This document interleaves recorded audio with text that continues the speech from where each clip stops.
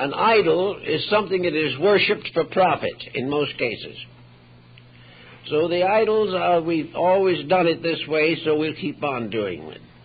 We've had legislations for this, so we'll keep on legislating some more.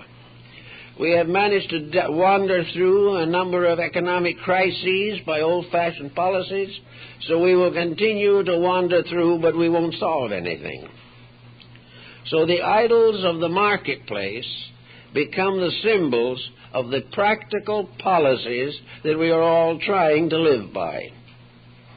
And for the most part, these policies result in a series of disillusionments.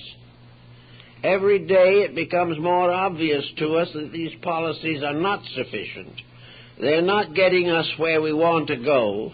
They're not providing us with any securities, and they are not answering any of the questions that come up to us in the course of human anxieties. A recent issue of the Christian Science Monitor has a very interesting and informative article on the Himalayan kingdom of Bhutan. Now, we might not expect everyone to know where Bhutan is, but it is squeezed in the foothills of the Himalaya mountains between India and China.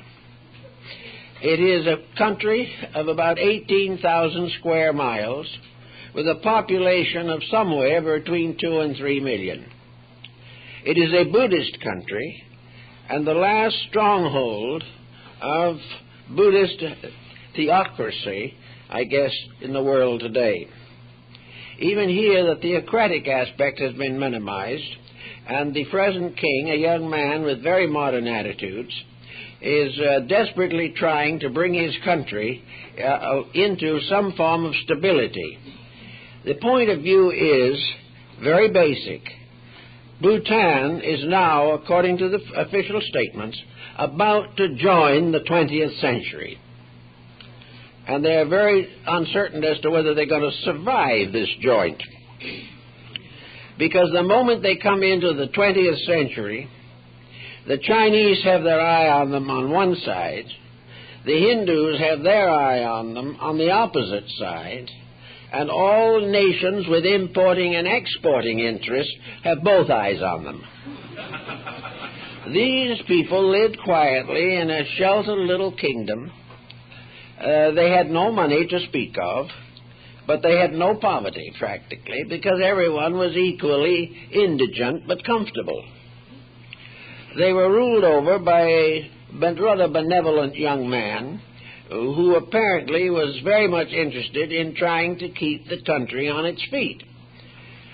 Up to that time, it had been completely ruled by the Buddhist monks, because it was a Buddhist country.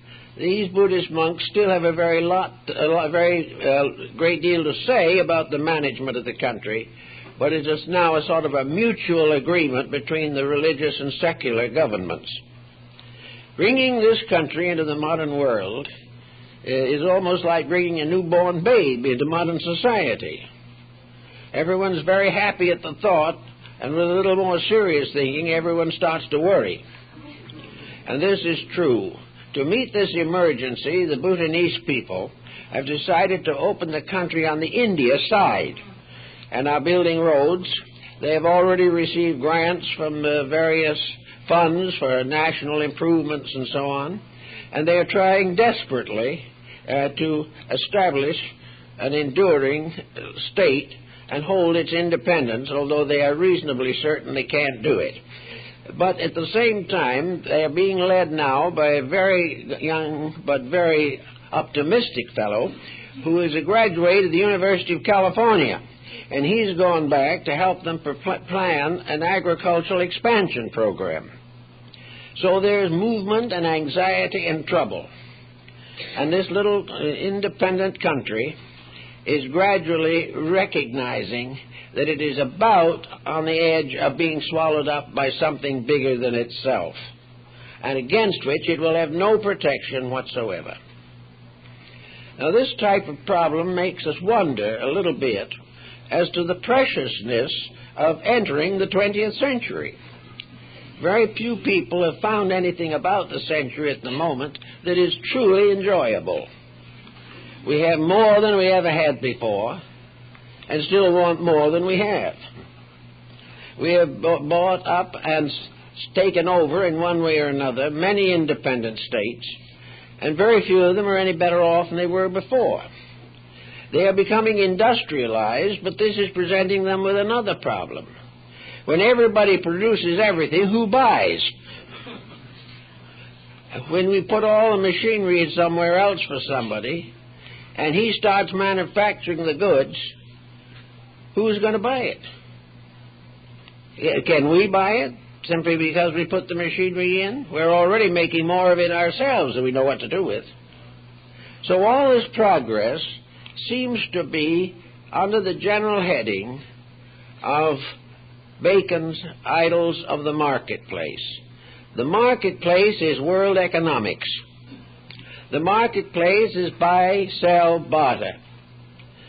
And the marketplace reserves its greatest benefits for those who are able to dominate on the economic level.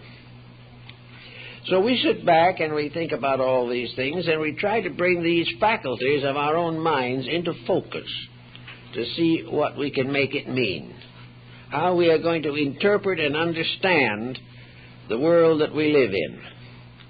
Well, one of the first things we're going to have to do is to escape from the hypnosis of the marketplace. We're going to have to begin to do our own thinking, whether it be good, bad, or indifferent. We are individuals.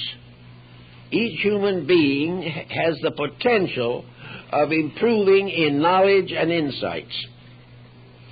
He has the right to fulfill a destiny which will fulfill the faculties that he already possesses.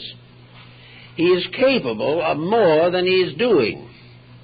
He is capable of solid thinking, but is too lazy, too frightened, or too selfish to do it.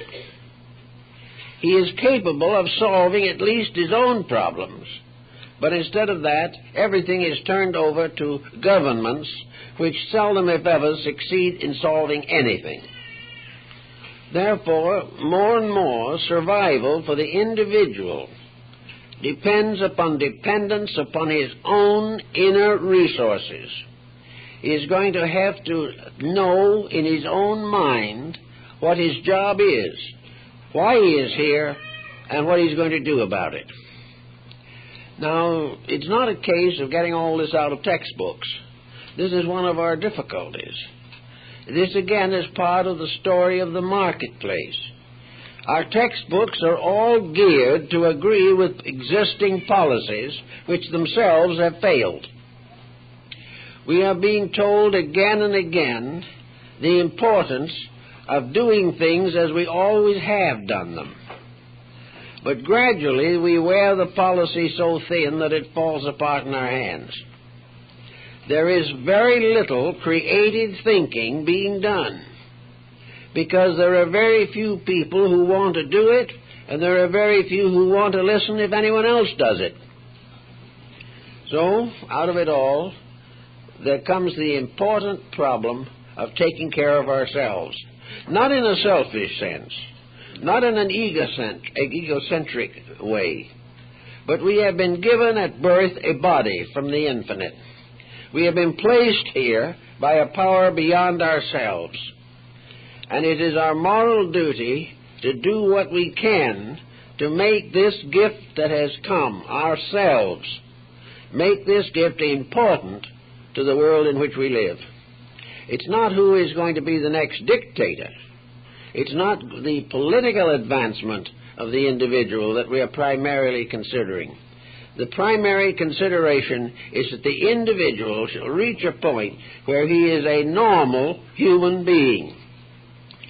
Now, we have two words that we often use interchangeably, normal and average.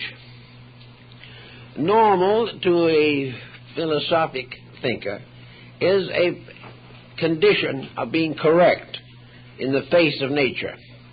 A normal person is one who is keeping the rules of the game, the rules that are bigger than himself and bigger than any human being. Average is to try and do it as well as the next fellow does it.